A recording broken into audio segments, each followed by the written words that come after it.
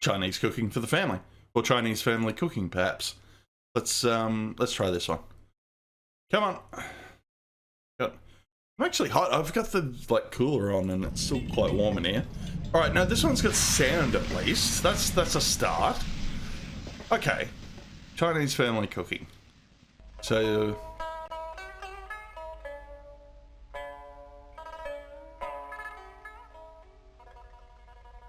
Oh yeah, that's the little you have it in front of you and you strum it. I had it in Hero and Kung Fu Hustle. Oh yeah, a bit of music. Alright, the food menu. Let's try this one. Yeah, might as well go. Oh yeah, change subject. Family-style Chinese cooking focuses on the following major food groups: beef, pork, poultry, rice and noodles, seafood, soups, and vegetables. The 200 recipes in this program represent some of the most recipes popular on this dishes one? in China, all presented with the idea of balancing flavor groups and providing variety. Oh, cool. All right. Hang on.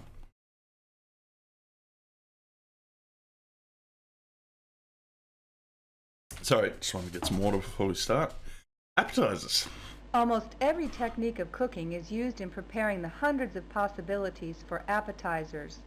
Any food type can be used, and often at least... Alright, can we... Yeah, here we go. Righto. Okay, so this one picks your recipes. Is it just boiled going... pork dumplings. Oh, it might... Oh, no, okay. Do we get this, do we get any translations or anything? Some nutritional content, yep. God, I might even come back to this too. Cause yeah, it looks like yeah, it's the full-blown recipe for dumplings. Okay. Youtiao. Yeah, righto. High protein flour, water. But what the hell? Oh, it's baking powder or ammonium. What the hell is ammonium bicarbonate though? The hell is alum? Are you just putting metal in this? Yeah, righto. Is this meant to be I wouldn't have minded like a little spiel on all these. Beef with peanuts and hot spicy sauce. Is this briskets casserole. Oh, you can just scroll through. Beef tendons casserole. Ooh. That's going through. Oh, that's all the beef ones. Okay, hang on. Crispy twists. The twists. Curry dumplings. Seems to be a lot in the way of duck hand bun. Yeah, just dough and Egg meat, really. pudding. Ooh, that looks alright. Eggs and bean curd salad. Okay. Tea eggs. Oh, are these those Daranese?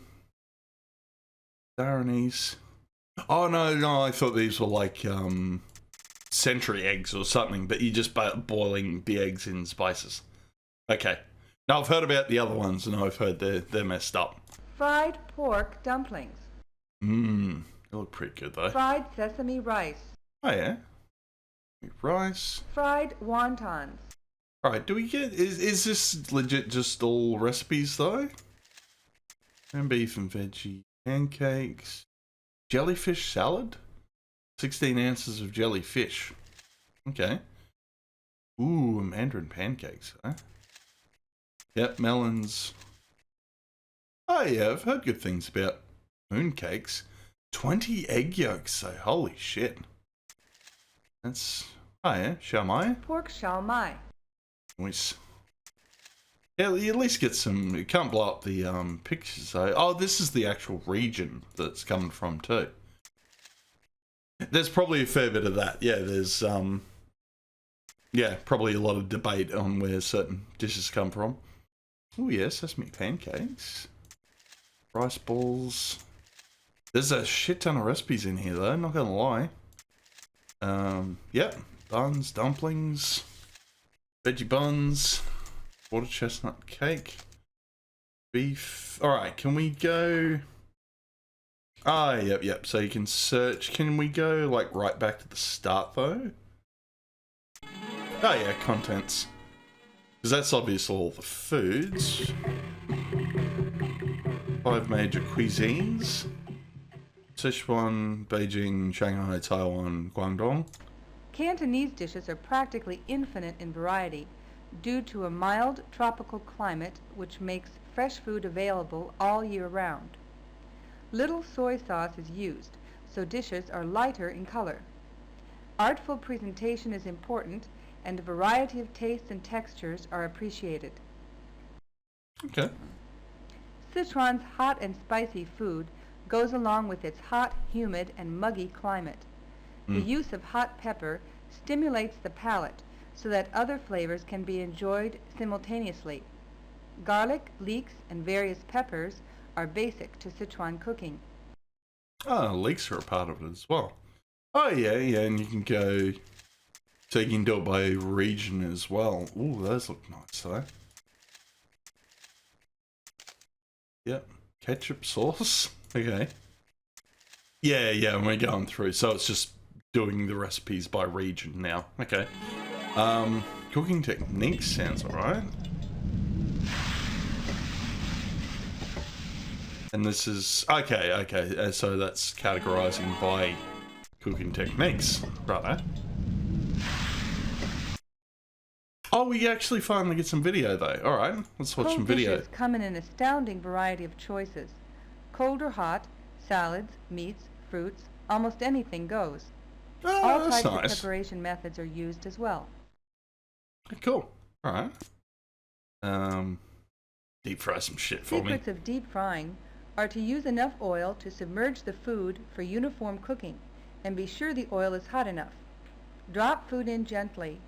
When the food is golden brown and floats on the surface, it's usually done. Killed the video on that one.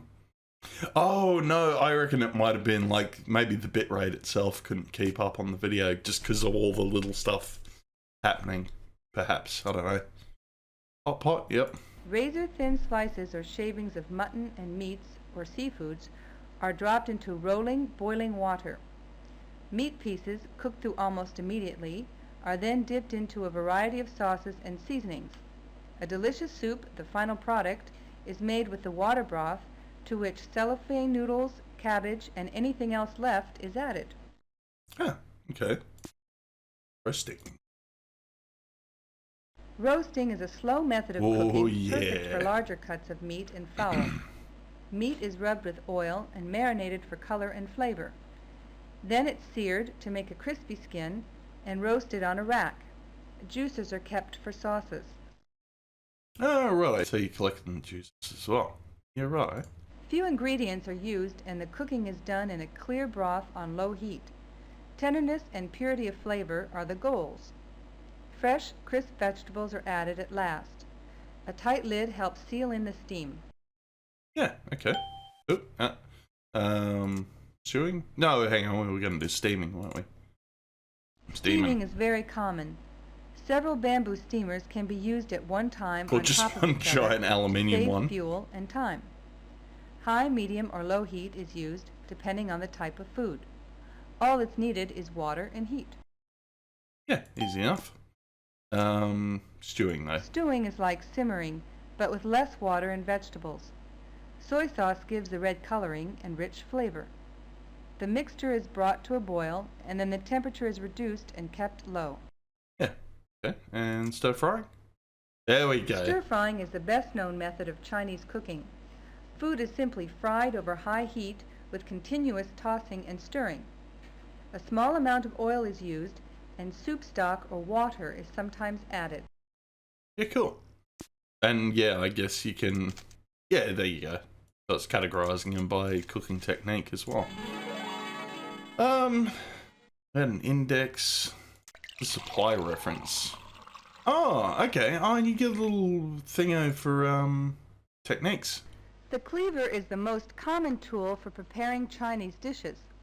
It is used to chop, cut, dice, shred, slice, mince, and mash.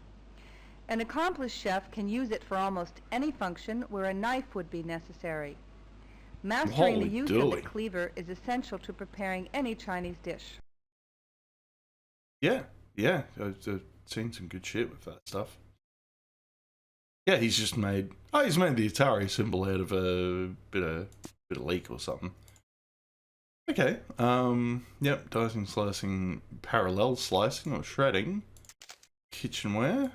We get a video for kitchenware. No. Oil strainer, soup pot, chopper. Yep. Wok. Yep. I do like that there's... Oh, no, yeah. Conventional and metric measurements. Seasonings. It said the 3 basic necessities in making great Chinese food. Good cleaver technique, control of heat and cooking time, proper use of appropriate seasonings. The emperor asked Dukong to make wine for him, but Dukong refused. Okay. Are we getting a story on this, are we? The emperor then kidnapped Dukong's son and forced him to make the wine instead. Dukong's son was just in the process of making the wine. The emperor called for it immediately to help wash down a fish bone caught in his throat. From that day on, vinegar became a popular and common condiment when cooking or serving fish. Hang on, do we skip a page? Although the wine was still in its vinegar stage, it did help wash down the fish bone, and, in fact, tasted quite good with the fish. Oh, okay. From that day on, vinegar became a popular and common condiment when cooking or serving fish.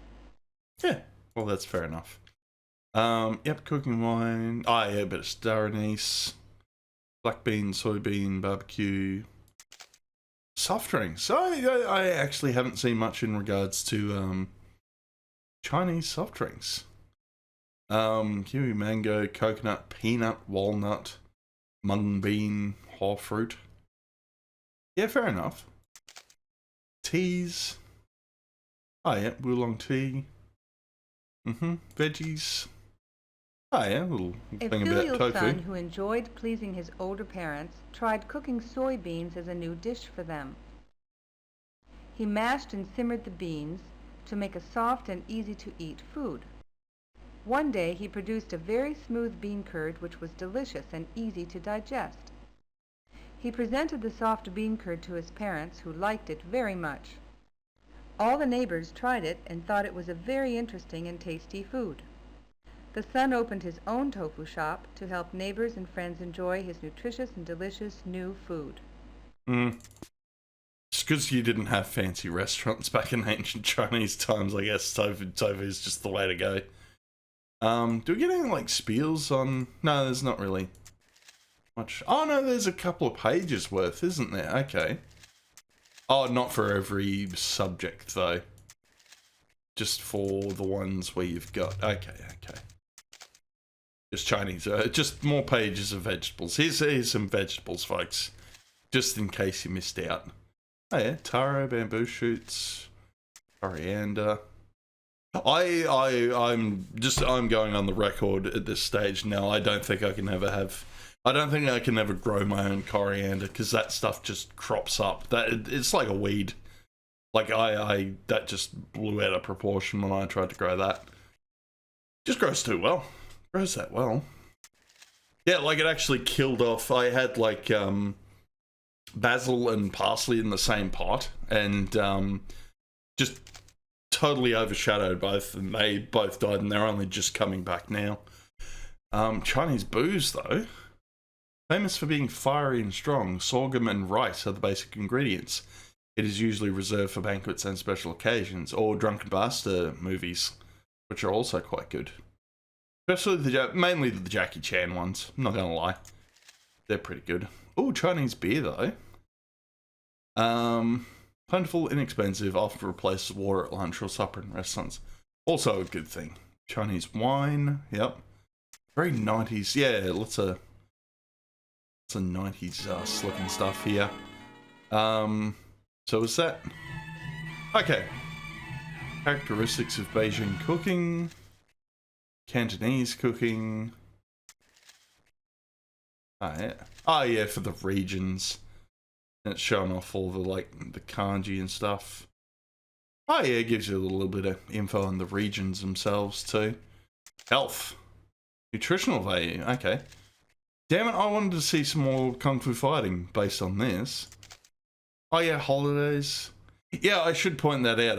I did see a lot of games that are covering, doing like Chinese New Year events, because that's happening like Yeah, literally. Oh yeah, it's Spring Festival, so what, next week?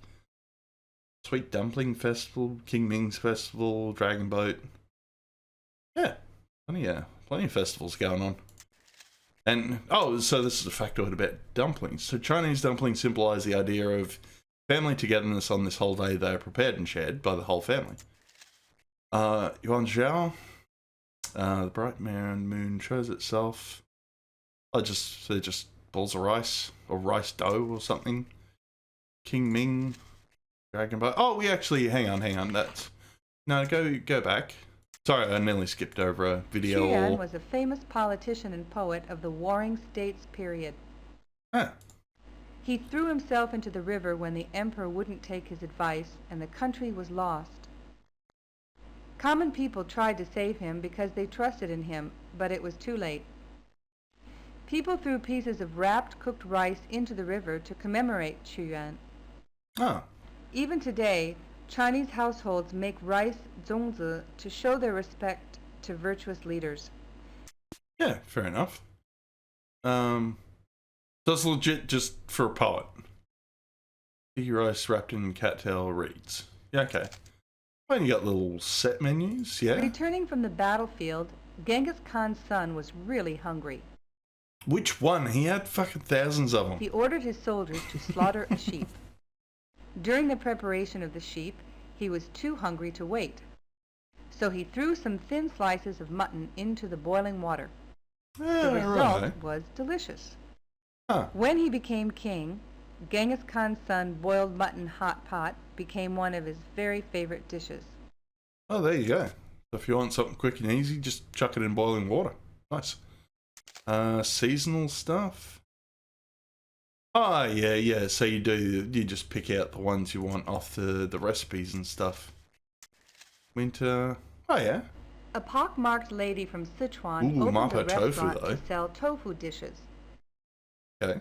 One day, a customer came to eat tofu, carrying along a piece of meat. Is this showing that you're meant to be an aristocrat, bought. just having your head up at the clouds like that? Another restaurant next door had a beautiful lady who used her own means to bring customers in. Okay. The customer at the pockmarked this one's lady's got the same problem too. was overcome by the charms and wiles of the beautiful restaurant owner and forgot his meat purchase at the pockmarked lady's place. Oh. The pockmarked lady was very upset to see her customer leave for her neighbor's place, so she took a chunk of the meat he left and cooked it in her tofu dish. The customers tried the meat and tofu dish and thought it was terrific. Yeah, I've heard good things. I remember they cooked it on Iron Chef. Lady's restaurant had Chen Kenichi always made it. Did look pretty good. Yeah, like pretty much. Yeah, like most of his dishes were like Szechuan region stuff. All right. So we did culture. Supplier reference. We went through all these. Okay, there wasn't a whole lot to that, but certainly interesting. Like, I like these little educational ones. I just can't spend like a whole lot of time on them. I'm watching Death Sandals video, by the way. That's who the person is. So if you want to watch a full playthrough, Death Sandals.